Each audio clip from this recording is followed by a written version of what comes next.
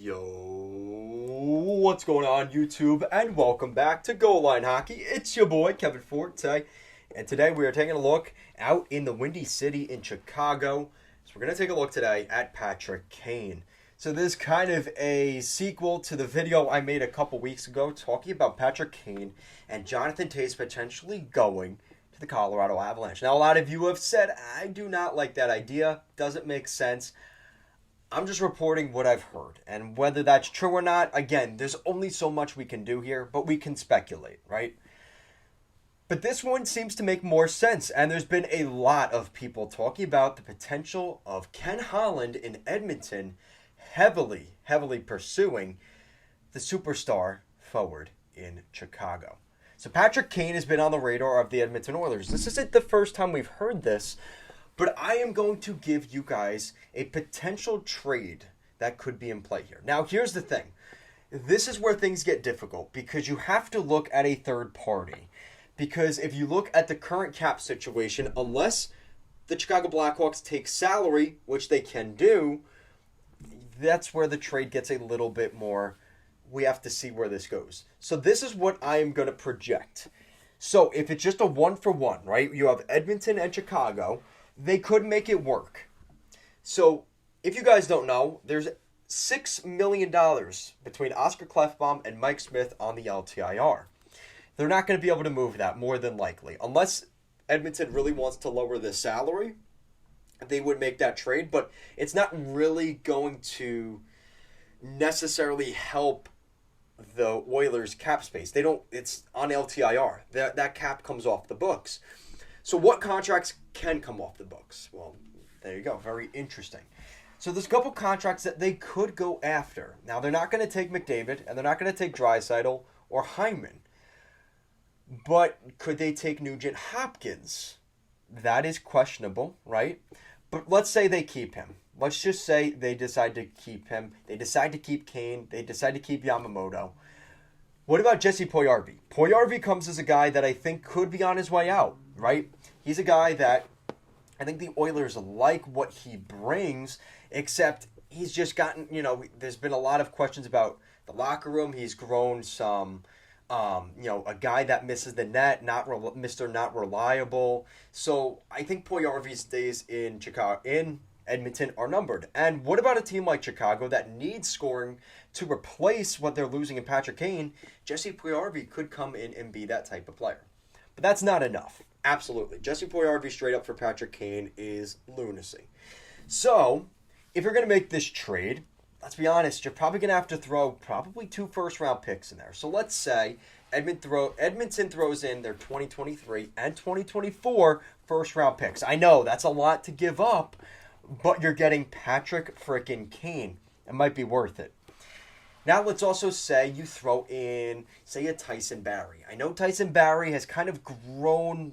Again, I think the Oilers fan base hasn't been thrilled with Tyson Barrie. So let's say you have Jesse Puljujarvi, Tyson Barrie, and say 1 or 2 first-round picks and a second-round pick. Because the Oilers have both of their first-round picks and second-round picks over the next 2 years. Again, this is very expensive for a guy that's 1 year away from unrestricted free agency. I understand that. But Patrick Kane, it's Patrick Kane. And let's just consider the idea. And listen, if you're a Canucks fan or a Flames fan or a Golden Knights fan or anybody in the Pacific Division, maybe don't listen to this part. But the idea of Patrick Kane, Leon Draisaitl, and Connor McDavid in a top 6 together, that's pretty threatening, right? Patrick Kane is a guy that will make the other fan bases there in the Pacific Division piss their pants. Patrick Kane is that guy that they need. He is the guy that, unfortunately, Jesse Puljujarvi just hasn't been able to. He's not been able to get to that level. So if they are to do that, it's going to be expensive, right? Let's be honest. But you haven't been a fan of Tyson Barrie or Jesse Puljujarvi, and you're giving up the 2 first-round picks, right? So when you look at it in that sense, I take that trade in a heartbeat. Even if it is, let's say, worst case scenario, it's the next 2 years of first-round picks and a second-round pick plus those players. I would still do that if I'm an Oilers fan. And if I'm the Blackhawks, man, I get value for Patrick Kane, so he doesn't leave for nothing in free agency. And we also pick up projects like Jesse Puljujarvi and Tyson Barrie. and you get the 2 first-round picks and maybe even a second-round pick as a consolation prize, right? Let's say the second-round pick is a conditional pick, where if Patrick Kane signs in Edmonton next year, the Oilers will get, the Blackhawks will get a second-round pick compensation if he signs, something like that, right? So you might only be giving up those 2 first-round picks and those players, and end up keeping that pick, but it's still part of the trade. So I think that's something to consider. Let me know what you guys think, though, in the comment section down below. What do you guys think of the potential of Patrick Kane going to the Oilers? I've heard some interesting rumblings in Toronto. I can't, looking at the numbers, I can't see a scenario where the Leafs can get Patrick Kane.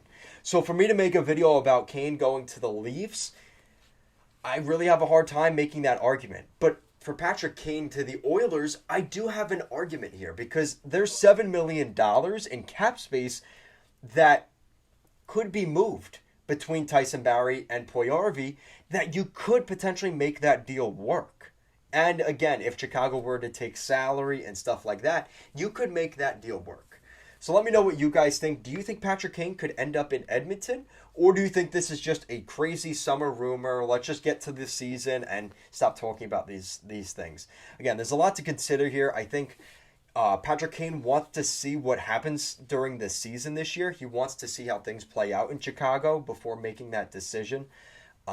Because I think Kane does see his legacy in Chicago. I think he says to himself, listen, I've been with this team for my entire career. I want to be the best forward in Chicago Blackhawks history. The most points, the most goals in Blackhawks history. I think that means something to him. And he doesn't want to throw that away for nothing. But if he sees a future where he's not wanted and welcome, he might be forced into wanting a move out of Chicago. So let me know what you guys think. Thank you so much for watching, and I'll see you again next time.